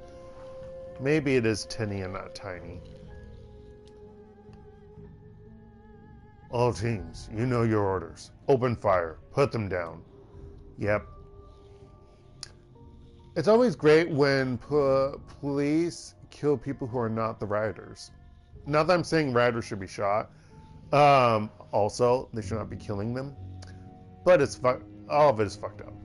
An explosion of gunfire fills your ears. The camera spins crazily, and you catch a panoramic view of bodies bursting like water balloons. Faces that you recognize from your trip to Combat Pong's scream for help and are silenced. The second volley of gunfire catches the owner of the PDA. You hear him shriek, watch the camera spin dizzyingly. You hear a sickening crack, and the video feed flickers and dies. How did they recover that? The PDA goes silent. Without a word, your interrogator lifts it from the table and returns it to its evidence bag. You're not the police, are you? I don't think they're the police. I don't think he's the police officer.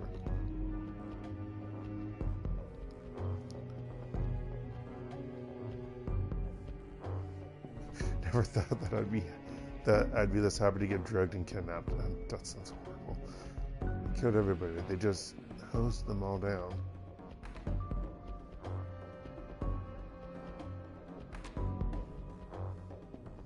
They suppressed the riot. At least that's the story that all the news outlets are running with. Unofficially, it was a massacre. If we hadn't pulled you out of there, you'd have been gunned down with the rest.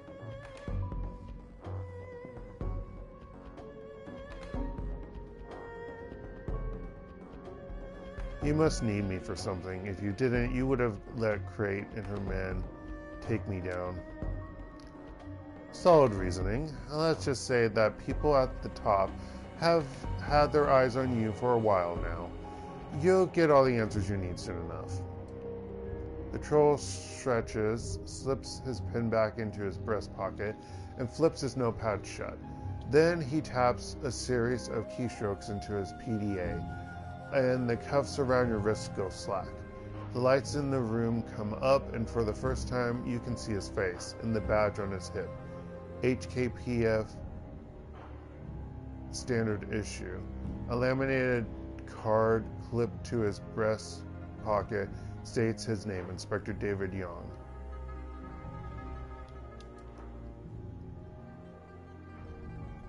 And even with that, when the shows were on, I mean, he was still handsome.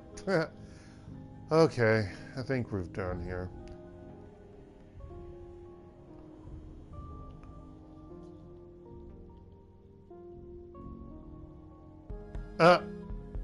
Whatever. What are you charging me with, Inspector? Nothing. You aren't under arrest. You and your team are here as guests of the HKPF, and you're going to remain that way until we tell you differently. Guests of the HKPF? You're going to have to clarify that. Not my job. You'll need to speak with Chu and Lam for that. Don't you worry, they'll be sending for you soon enough. Q and Lam? Who are they? You'll find out.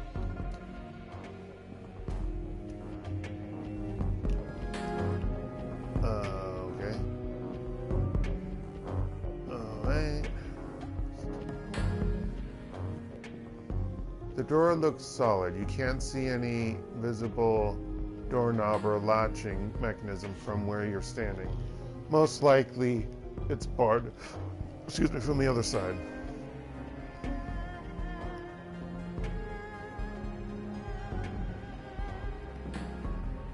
Examine the door more closely.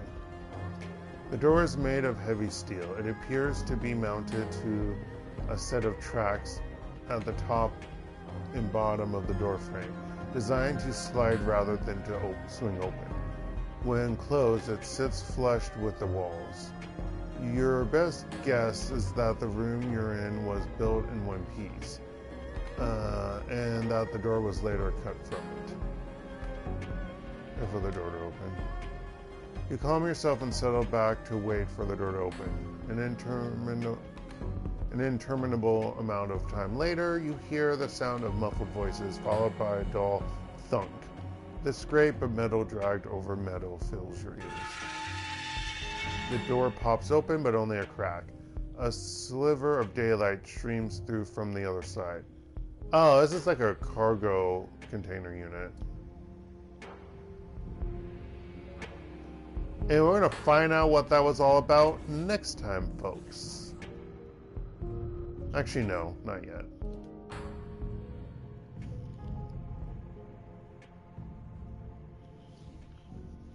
Yeah, it doesn't look like daylight. Wait, everyone else is here too? What the fuck? I'm confused.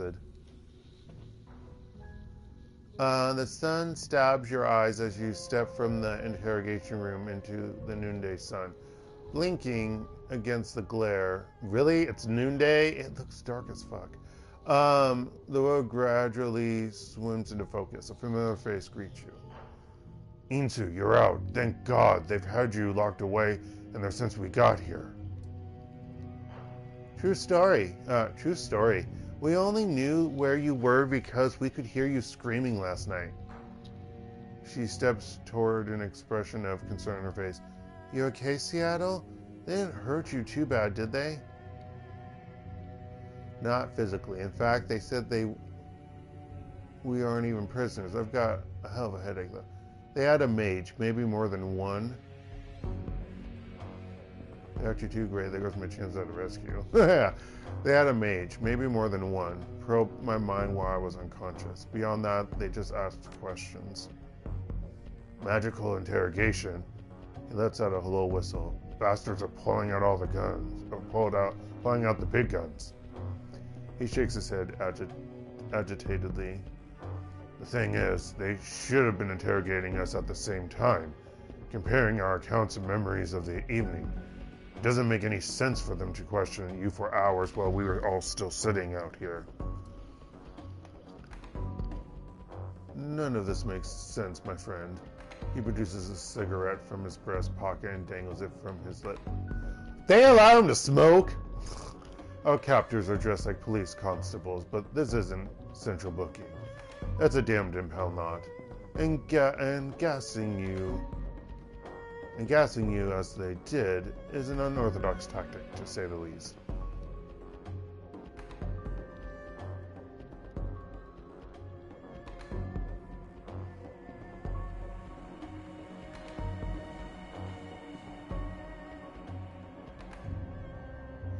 How'd they pick you up, Raptor? You weren't even with us on the run. I was taken unawares, as I imagine you were. Truth be told, I was working in my shop at the time. Yeah! They took you from where you were. I'd rather not dwell on it, truth be told. It is a long story. You know what else doesn't make sense? The cops coming after us at all. I mean, the APB on us was lifted, right? That's what Auntie Chang said after we got out of the Walled City. So they are police officers, but they're investigating some other part of the cops. It was lifted. The APB that Josephine Tsang had put out on us came with a kill or capture order attached to it, and they weren't paying much attention to the capture part. If the APB hadn't been lifted, we wouldn't be having this conversation. We'd all be dead, just like Nightjar and Carter. We're ignoring the other guy, because fuck that guy, fuck that elf. Duncan's back stiffens, but he holds his tongue. We should be dead now, or in a secure facility somewhere. Instead, we're sitting in an impound lot, and not just us either. She gestures into the distance. Oh shit! They took the boat. They took the whole ship. At the edge of the impound yard, tethered to the docks, the rusting hulk of the Defiance rises above its surroundings. Heavy chains snake up from secure moorings on the docks to heavy maglocks that clamp down the vessel's hull. She isn't going anywhere. Holy fuck. They didn't just kidnap us, they kidnapped our damned boat. And those of us on board were taken along for the ride. For the ride. He takes a drag on a cigarette. The bastards didn't even give any warning. They just hooked us to a tug and cut away our moorings and hauled us away from the harbor. Can you shed any more light on this at all, Seattle? I mean, did whoever you talked to in there let anything else slip or anything? The interrogators said that we were here as guests of the HKPF, whatever that means. Nothing. Let's do the first one first. Guess, huh? Yeah, sure. Back when I was with Lone Star, people would disappear sometimes, get dragged off to black sites, thrown in cages like these. They didn't always come back out of them. How reassuring. Gaichu suddenly leans toward the cell door, his head cocked, an eyebrow raises. He lifts a gnarled hand, gesturing for the team to halt. Do you hear that? Footsteps. Someone is coming. He lowers himself into a ready stance. Prepare yourselves. We are about to have company.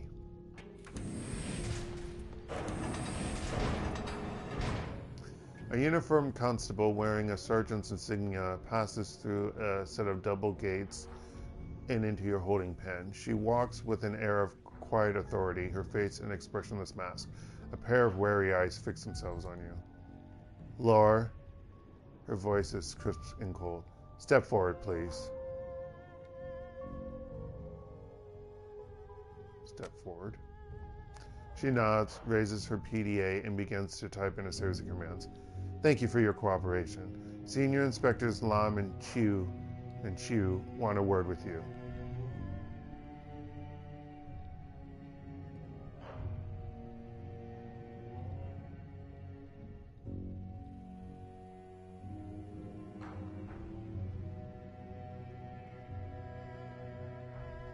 This isn't good enough. I want you to talk to me right here in the yard where we can all hear you.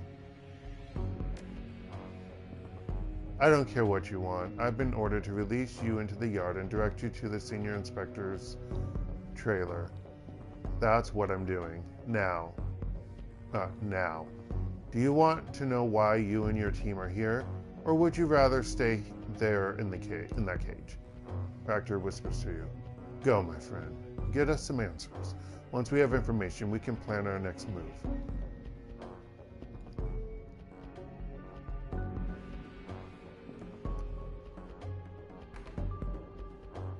Alright, I'll go to your meeting. What do you need me to do? In a moment, I'm going to let you out of this cage. When I do that, I want you to make your way to the command trailer near the edge of the docks. Don't try anything stupid. You're being watched. You're just letting me out without handcuffs or an escort? Wouldn't have been my call, but Chu and Lam want it that way. Something about building trust.